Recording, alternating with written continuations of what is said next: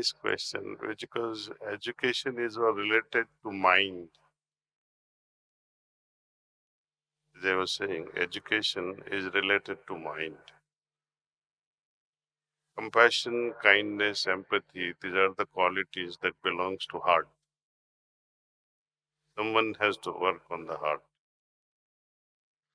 What prevents us from expressing our compassion? It is not that we are not compassionate. Every human being is compassionate. But we have formed unfortunate conditioning. I share with you an example. One scientist did an experiment on how we respond to various situations. He selected followers of Sikhism. One was a Jewish gentleman, another was Islam, Muslim, and some other, if I remember right, it was someone from Africa. So there were 4 or 5 human types from different background. They were put differently at different times into the tunnel, into this MRI machine, functional MRI machine, where they were probed into to measure the response from the brain. They were trying to measure the response of a person. Suppose when you are lying down in that functional MRI machine and you are a Jewish person, in front there will be a video within that MRI machine where you can see torturing of Sikh or a torturing of some animal or torturing of a Jewish person and torturing of a Muslim. The highest emotional response was when a Jew was tortured and there was a Jewish person in the tunnel. Likewise, the highest response of emotion was when a Muslim person witnessed the torturing of another Muslim. But the same amount of response was not there when a Sikh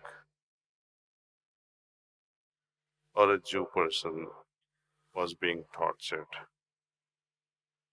We all have compassion, but we have selective compassion. It has not become universal. And it cannot become universal as long as this separation remains within us. Tribal. We are still tribal. We are still leading a life of forest competition. We must rise above, and that's what our seminar was all about.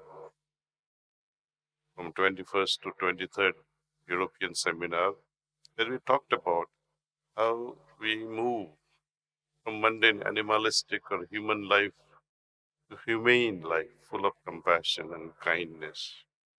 And then, if possible, a life of divine farishta-like life. Sacrifice the life of divinity. Compassion, kindness is humane life where we become humanized. Violence, aggression, that belongs to animal kingdom, human kingdom. And all this can slowly happen by changing the heart. As the heart becomes purer and purer, simpler and simpler, where you begin to witness godly presence, the light which dwells in our heart also dwells in other beings, not just human.